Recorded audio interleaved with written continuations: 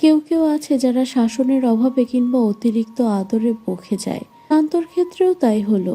সে শাসনের অভাবেই এমনটা হলো।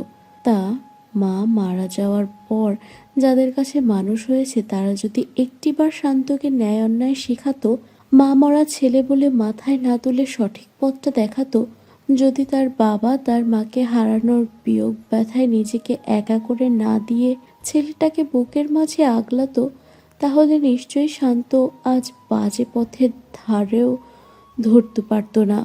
তাহলে নিশ্চয়ই শান্ত আজ বাজে পথের ধারও ধারতে পারত না। একজন সুপুরুষ হিসেবেই গড়ে উঠত। পরিবারের অতিরিক্ত আদর আর শাসনবিহীন সন্তানরা ভুল পথেই যায়, সেটার বড় প্রমাণ শান্তর মতো এমন অসংখ্য ছেলে। মাঝে দিয়ে কেটে গেল অনেকগুলো দিন। রোদেলার প্রেগন্যান্সির সময়সীমা 3 মাস চলছে। এই গত হওয়া 3টে মাসে তাসিন রোদেলার বেশ খেয়াল রাখছে। সকালে ক্যাম্পে যাওয়ার পূর্বে রোদেলাকে নাস্তা খাইয়ে যাবে। এরপর দুপুরে খেয়েছে কিনা ফোন দিয়ে জানবে। সন্ধ্যায়ও খোঁজ নিবে। রাতে এসে নিজ হাতে খাইয়ে দিবে। এখন প্রায় রোদেলার সাথে সে নির্ঘুম রাত কাটায়। অনেক সময় রাতে ঘুমানোর সময় রোদেলার বড্ড অস্বস্তি লাগে, ঘুম আসতে চায় না। তখন তাসিন রোদেলার মাথা ম্যাসাজ করে দেয়, হাত পায়ের তালুতে তেল ম্যাসাজ করে দেয়, যাতে রোদেলার ঘুম আসে। এই যে রোদেলা হুটহাট মুড সুইংয়ে ভোগে, সেটাও খুব দক্ষতার সাথে সে সামাল দেয়। এই সময় হুটহাট মেজাজ খারাপ হবে, কারণ ছাড়াই জেদ লাগবে, সেসব তাসিন জানে। তাই তো সে সময় খুব দক্ষ হাতে তার মাইমুনকে সামাল দেয়। রোদেলার সমস্ত আবদার সে রাখার চেষ্টা করে, এমনকি রাখেও। এই যেমন আজ রাতে রোদেলা হঠাৎ আবদার করে বসলো সে এই রাতের শহর ঘুরে দেখবে। তার চটপটি খাওয়ার ক্রেভিংস হচ্ছে, চটপটি খেতে যাবে। কিন্তু তাসিন ভাবল এই রাতে বাইরে তো চটপটি পাওয়া যাবে না। তাই তো সে ঘরেই চটপটি বানিয়ে রোদেলার সামনে হাজির করলো। কিন্তু রোদেলা খুশি হলো না, কারণ তার এই 4 দেয়ালের ঘরে দম বন্ধ লাগছে। তাসিন বলেছে ক্যান্টনমেন্টে ঘুরবে, কিন্তু রোদেলা চাইছে ক্যান্টনমেন্টের বাইরে যেয়ে ঘুরবে। আর অনেক জেদও ধরলো, এত রাতে ক্যান্টনমেন্ট থেকে বেরোতেও তো অনুমতি লাগবে। কিন্তু এখন অনুমতি তো পাবেই না। কিন্তু এদিকে রোদেলাকেও সামলানো যাচ্ছে না। অতঃপর ভাবলো বেশিক্ষণের জন্য তো যাচ্ছে না, সর্বোচ্চ 1 ঘন্টার জন্যই যাবে, তাই এই রিস্কটা নেওয়াই যায়। তাহসিন রোদেলাকে বলল চটপটি খেয়ে নিতে, তারপরই যাবে। রোদেলা খুশি মনে খেলো। খাওয়া শেষে তৃপ্তির ঢেকুর তুলে বলল, দারুণ বানিয়েছেন, বাইরে থেকেও বেশি মজা হয়েছে। এখন থেকে যখন ইচ্ছে করবে খেতে তখনই বানিয়ে দেবেন, ঠিক আছে? তাহসিন বলল। ঠিক আছে। এবার চলুন তাহলে। রোদেলা উপর নিচ মাথা নাড়িয়ে বলল, হ্যাঁ, আমার এখানে দম বন্ধ লাগছে। রোদেলা জানে ক্যান্টনমেন্টের রাতগুলো বেশ নির্লিপ্ত হিসেবে যায়, কিন্তু সেই নির্ধারিত গণ্ডি ভেঙেই সে আজ এই আবদার জুড়ে দিল। তাহসিনের আর কি করার থাকে। রোদেলা এমনভাবে আবদার করেছে, না নিয়েও পারা যায় না। বউয়ের আবদার মেটাতে দায়িত্বশীল মেজরের অফিসিয়ালি একটা নিয়ম ভঙ্গ করতেই হবে। আজ না হয় সে একজন দায়িত্বশীল স্বামীই হোক, নিজের স্ত্রীর করা আবদারটুকু মেটাক, কি হবে মাঝে মাঝে নির্ধারিত গণ্ডির বাইরে বের হলে। তাহসিন জানে একজন মেজরের কতটা নিয়মানুবর্তী হতে হয়, কিন্তু এই মুহূর্তে সে মেজর হিসেবে নয়, একজন স্বামী হিসেবে তার স্ত্রীর সামনে দাঁড়িয়ে আছে। অতএব স্ত্রীর আবদার পূরণ করাই এখন তার দায়িত্ব। পরে যা হবে দেখা যাবে। তাহসিন আর না ভেবে বলল, ঠিক আছে, চলো। তাহসিন আলমারি থেকে তার লাইসেন্স করা ব্যক্তিগত গ্লক 17 পিস্তলটা পকেটে পুরল, যেটা সে বাইরে বের হলেই নিজের সাথে নিয়ে বের হয়। কারণ কখন কোন বিপদ এসে সামনে উপস্থিত হয় তা তো বলা যায় না। সেফটির জন্যই সে এটা নিজের সাথে বহন করে। রাত প্রায় 12টা। তাহসিন তার ডিউটি অফ ড্রাইভারকে বলে কালো রঙা গাড়িটি নিয়ে বের হয়েছে। এই গাড়িটি তাকে ব্যক্তিগত কাজের জন্য দেওয়া হয়েছিল। মাঝে মাঝে ছদ্মবেশে যখন অপারেশনে যায় তখন এটার প্রয়োজন পড়ে। তবে সাথে তার ড্রাইভার সাকিব থাকে। সাকিব সবসময় তটস্থ থাকে তাহসিনের আদেশের। তাহসিন যখন সাকিবের থেকে গাড়ির চাবি আনতে গেল তখন সাকিব বলল, স্যার, আপনি একা কোথায় যাবেন? আমিও যাব আপনার সাথে। একা রাতে বিপদ হতে পারে। তাসিন হাসলো। ছেলেটা সবসময় তার সাথে থাকতে চায়। তাসিনের বিপদে সেই আগে বিপদের সামনে ঢাল হয়ে দাঁড়াতে চায়। তাসিনের সকল গুরুত্বপূর্ণ মিশন সম্পর্কে এই ছেলেটি অবগত থাকে। বলা চলে সাকিব তার বিশ্বস্ত ড্রাইভার। তাসিন বলল, চিন্তা করো না সাকিব, তোমার ভাবিকে নিয়ে শহরটা ঘুরিয়ে আনি, একটু হাওয়া বাতাস খেয়ে মনটা প্রফুল্ল করে আনি। সাকিব বলল, কিন্তু স্যার এত রাতে বের হওয়া কি ঠিক হবে? কোনো বিপদ হলে? চিন্তা করো না, কিচ্ছু হবে না, আসছে। সাকিবের থেকে বিদায় নিয়ে গাড়ি নিয়ে গেট পেরিয়ে বের হয়ে গেল। রোদেলা তো বেশ খুশি। এই প্রথমবারের মতো সে তাসিনের সাথে গাড়িতে করে ঘুরতে পারছে। ক্যাম্পের সীমানা পেরিয়ে তাসিন দক্ষ হাতে চট্টগ্রামের পাহাড়ি আঁকাবাঁকা রাস্তা দিয়ে দিব্যি ড্রাইভ করে যাচ্ছে। তাসিন ড্রাইভ করতে করতেই বলল, কি ম্যাডাম, এবার খুশি তো? হুম, এত দিনে যেন প্রাণ ভরে শ্বাস নিতে পারছি, অনেক শান্তি লাগছে। তাসিন বলল, এখানে একা একা থাকতে থাকতে এমনটা লাগে। আমার মনে হয় তোমাকে বাসায় পাঠিয়ে দেওয়া উচিত।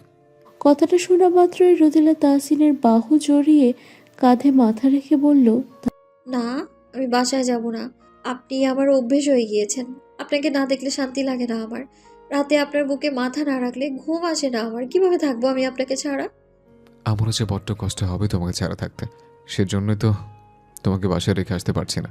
যদিও এই সময়টা তোমার বাসায় থাকা উচিত, অন্তত বাসায় সারাক্ষণ মাকে পাবে, কথা বলার মানুষ পেলে। কিন্তু আপনাকে ছাড়া থাকবো কি করে আমি? তাছাড়াও তো আমার ক্লাস আছে, আমার বোর্ড এক্সাম সামনে। আপনি কি করে এসব বলছেন? হ্যাঁ, তাসিন বলল, অমনি এখন ক্লাস এক্সাম সবটা কথা মনে পড়ে গেল। নাচের বাহানা অমনি মাথায় এসে পড়লো, তাই না? রোদেলা মুচকি হাসলো। তাসিনকে বলল, আচ্ছা শুনুন, এই সাবজেক্ট এখন বাদ। আমি আপনাকে ছাড়া কোথাও যাব না, এটাই ফাইনাল। এই বিষয়ে যেন আর একটা কথাও না শুনি মাহমুদ সাহেব, নয়তো কিন্তু আমি রাগ করব। হ্যাঁ, রাগ করতে হবে না, আর বলবো না, এখানে থেকে যাও। কিন্তু আজ যে আবদার করলে সেটা আর করো না। প্রতিনিয়ত অফিসিয়াল রুলস ব্রেক করা পসিবল না। ঠিক আছে। আচ্ছা শুনুন না, তাসিন রোদেলার মতো করেই বলল, বলুন না। আপনার কি বাবু বেশি পছন্দ, ছেলে নাকি মেয়ে? তাসিন ড্রাইভ করতে করতে বলল, দুটোই। আপনার ছেলে সন্তান হলে বেশি খুশি হবেন নাকি মেয়ে সন্তান? মাইমুন, আমার তেমন কোনো ইচ্ছা নেই। যে আসুক আমি খুশি মনে তাকে গ্রহণ করে নেব। আমি শুধু চাই যে আসুক যেন সুস্থভাবে আসুক। আল্লাহ যা দিবেন তাতেই শুক্রিয়া। রোদেলা মুগ্ধ হলো তাসিনের কথা শুনে। রোদেলা বলল, আচ্ছা, আমাদের যদি ছেলে বাবু হয় তাহলে কি নাম রাখবেন? আর যদি মেয়ে হয় তাহলে কি নাম রাখবেন? সেটা তো এখনো ভাবিনি। এখনই ভাবুন, আর এখনই বলুন প্লিজ প্লিজ। ওকে ওকে, একটু সময় তো ভাবার। ঠিক আছে, দিলাম। তাসিন রোদেলার দিকে তাকিয়ে বলল, তুমি কোনো নাম ভেবে রেখেছ? রোদেলা ডানে বামে মাথা নাড়ল, বলল, আমি চাই নাম আপনি রাখুন, তাই কোনো নামই ভাবিনি আমি। তাসিন কিছুক্ষণ ভাবল। এরপর রোদেলার কারণে ফিস ফিস করে নামগুলো বলল। রোদেলা অবাক হয়ে বলল, বাহ, খুব সুন্দর তো নামটা। দেখলেন, আপনার উপর এমনি এমনি ভরসা করি নাকি আমি? হ্যাঁ, এইটুকু সময়ের মাঝে কত সুন্দর নাম ভেবে নিলেন। তাসিন হাসল, বলল, জানো মাইমুন, আমার ভাবতে অবাক লাগে। আর কিছু মাস বাদেই আমাদের সন্তান আমাদের ভালোবাসার প্রতীক হয়ে পৃথিবীতে আগমন করবে। সত্যি অবাক লাগে। রোদেলা বলল, আমারও। জানেন মাহমুদ সাহেব, আমি চাই আমাদের সন্তান যেন আপনার মতোই সৎ, আদর্শবান আর সাহসী হয়। তাসিন বলল, আর আমি চাইব তাদের মায়ের মতো মিষ্টি ভালো মনের অধিকারী হয়। রোদেলা বলল, তাহলে তাই হবে। আমরা দুজন মিলে তাদেরকে আমাদের মতো করেই গড়ে তুলব। আর তাদের দাদা দাদি তো আছেনই, তাদের কাছ থেকে আদর্শ শিক্ষা পেয়েই আমাদের সন্তান বেড়ে উঠুক। তাসিন বলল, নিশ্চয়ই।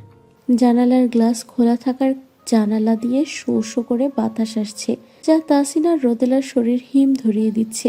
আজ আকাশ অন্ধকারে ছেয়ে আছে। মেঘ চাঁদকে ঢেকে রেখেছে, যার জন্য চাঁদের আলো ধরণীতে পড়েছে না। এই অন্ধকার পাহাড়ি রাস্তায় তাসিনের গাড়ির হেডলাইটের আলোতেই এগিয়ে যাচ্ছে। এক রাস্তা দিয়ে গাড়ি নিয়ে অন্য পথ দিয়ে তারা ক্যান্টনমেন্টের পথ ধরল। রোদেলা তাসিনের কাঁধে মাথা রেখেই কত শত গল্প করে যাচ্ছে, আর তাসিন মনোযোগী শ্রোতার ন্যায় সেসব শুনছে আর ড্রাইভ করছে। রোদেলা তো কথা বলার ধ্যানেই আছে, কিন্তু তাসিন শুধু রোদেলার কথাই শুনছে না, আশেপাশের সবটাই নজরে রাখছে, যাতে হঠাৎ কোনো বিপদ এলে তা মোকাবেলা করতে পারে। এরকম শুনশান রাস্তায় যে কোনো সময় বিপদ হতে পারে। এর উপর তাসিন হচ্ছে সেনাবাহিনী। এই পথে এসে কত শত শত্রু হয়েছে তার, কখন কে আক্রমণ করে বলা তো যায় না। তাসিন মনে মনে বেশ দোয়া করছে যেন রোদেলার সামনে কোনো বিপদে পড়তে না হয়, কারণ তাসিন এসবে অভ্যস্ত হলেও রোদেলা কখনোই নিজ চোখে এসবের সাক্ষী হয়নি। এর ওপর এখন ওর এই অবস্থা, রোদেলা ভয় পাবে এসবে, তাই সে চাইছে না এরকম কিছু ঘটুক যেটাতে রোদেলা ভয় পাবে। কিন্তু কথায় আছে না, যেখানে বাঘের ভয় সেখানেই সন্দেহ হয়। তাসিনের ভয়টাই সত্যি হয়ে গেল। তাসিনের গাড়ির মিরর খেয়াল করলো ওদের অনেকটা পিছনে দুটো বাইক ছুটে আসছে। তাসিনের মস্তিষ্ক সতর্ক করলো, কারণ এই রাস্তায় এই সময় বাইক আসার তো কথাই না। তাসিন ভালো করে খেয়াল করে দেখলো বাইক দুটো দ্রুত গতিতে ওদের দিকেই ছুটে আসছে।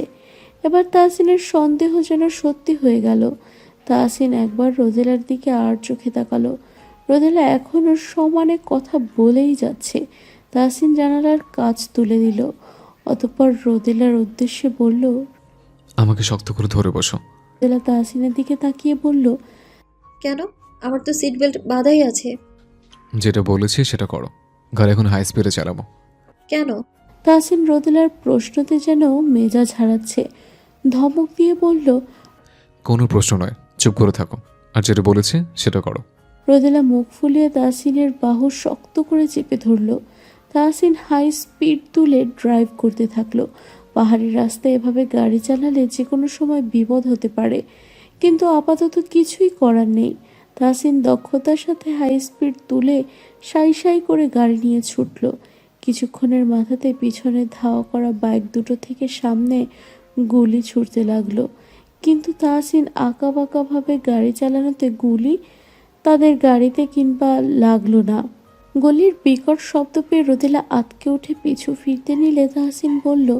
মামুন পেছনে ফেরো না, মাথা নিচু করে রাখো। দের শুটিং, গেট ডাউন প্লিজ। রোদেলা তাই করলো, মাথা নিচু করে ভয়ার্ত কণ্ঠে বলল। এমনটা হচ্ছে কেন মেজর? আমার ভয় লাগছে। আমি আছি না, ভয় কিসের? কিচ্ছু হতে দেবো না, মাথা তুলবে না। তাহসিন নিজের পকেট থেকে পিস্তল বের করে সেও চলন্ত গাড়ি থেকে গুলি ছুটতে থাকলো। এক হাতে ড্রাইভ করছে, অন্য হাতে দক্ষতার সাথে গুলি ছুটছে। এ যেন এক প্রকার চলন্ত যুদ্ধ হচ্ছে, হাওয়া পাল্টা ধাওয়া সমানে হচ্ছে। এক সময় গুলি এসে তাসিনের গাড়ির পেছনের কাচে লাগে, কাঁচ টুকরো টুকরো হয়ে যায়। তাসিন হুট করে ব্রেক করে। রোদেলা এখনো নিচু হয়ে তাসিনকে ধরে আছে। গুলির এক একটা বিকট আওয়াজে তার আত্মরক্ষা কেঁপে উঠছে। হুট করে গাড়ি থামানোর রোদেলা তাসিনের দিকে অপলক তাকিয়ে তাসিনের দৃষ্টি লক্ষ্য করে মাথা হালকা উঁচু করে সামনে তাকিয়ে দেখে সামনে আরো দুটো বাইক। পেছনের বাইক দুটো এখন ওদের গাড়ির পেছনে। মোট কথা দুই দিক থেকেই ওদেরকে ঘিরে ফেলেছে। রোদেলা ভয়ে তাসিনের হাত শক্ত করে চেপে ধরল, চোখ ফুরে অশ্রু গড়াচ্ছে, মনে মনে আল্লাহকে ডাকতে লাগলো। যখন ওদের গাড়ির দুদিক থেকেই ঘিরে ফেললো, তখন তাসিন চট করে কিছু একটা ভেবে নিল। এরপর গাড়ি স্টার্ট দিয়ে হাই স্পিড তুলে ডান দিকের জঙ্গলের রাস্তা ধরল। ঘটনাটা এত তাড়াতাড়ি ঘটল যে আক্রমণকারীরা বুঝে উঠতে পারল না। আর যখন বুঝতে পারলো, তখন ওরা চারটে বাইক তাসিনের গাড়ির পেছনে ছুটলো আর অনবরত গুলি ছুটতে লাগলো। তাসিন এত বিপদ দেখে ওদের সেনাবাহিনীর টিমকে জানালো আর লোকেশন বলে দিল। যেভাবে ওরা গুলি ছুটছে, এভাবে ছুটতে থাকলে যে কোনো সময় বিপদ ঘটতে পারে। এই অতর্কিত হামলায় তাহসিনের কপালে ঘাম জমছে। নিজেকে নিয়ে চিন্তা নেই, কিন্তু তার রোদেলাকে নিয়ে চিন্তা হচ্ছে। এসবে মেয়েটা কেমন ভয়ে গুটিয়ে গিয়েছে। তাহসিন জঙ্গলের পথ ধরেই গাড়ি নিয়ে আঁকাবাঁকা ছুটতে লাগলো। হঠাৎ সে গাড়ি থামাতে পেছনের বাইকগুলোও থেমে গেল। তাহসিন রোদেলাকে বলল। শোনো, বাম থেকে একটু এগোলে একটা পরিত্যক্ত বাড়ি দেখতে পাবে, সেখানে যে আশ্রয় নাও, আমি ওদের সামনে আসছে। রোদেলা কান্না করে দিয়ে বলল। আমি আপনাকে এই বিপদের মধ্যে রেখে যেতে পারবো না। তাহসিন ধমক দিয়ে উঠে বলল। একটা থাপ্পড় মারবো বেয়াদব, যেটা বলেছি সেটা করো, যাও, এটা আমার আদেশ। হাতে বেশি সময় নেই, কুইক। তাহসিন গাড়ি থামানোতে বাইকে থাকা ওরা বুঝতে পারছে না কেন এভাবে গাড়ি থামালো। তাহসিন কি করতে চাইছে সেটাই বোঝার চেষ্টা করছে। তবে কি মেজর তাদের সাথে সারেন্ডার করে নেবে? তারা তাহসিনের গাড়ির বরাবর পিস্তল তাক করে রেখেছে, যেন তাহসিন গাড়ি থেকে বেরোলেই তাহসিনকে মেরে দিতে পারে। এদিকে তাহসিনের ধমক খেয়ে রোদেলা গাড়ি থেকে নামলো।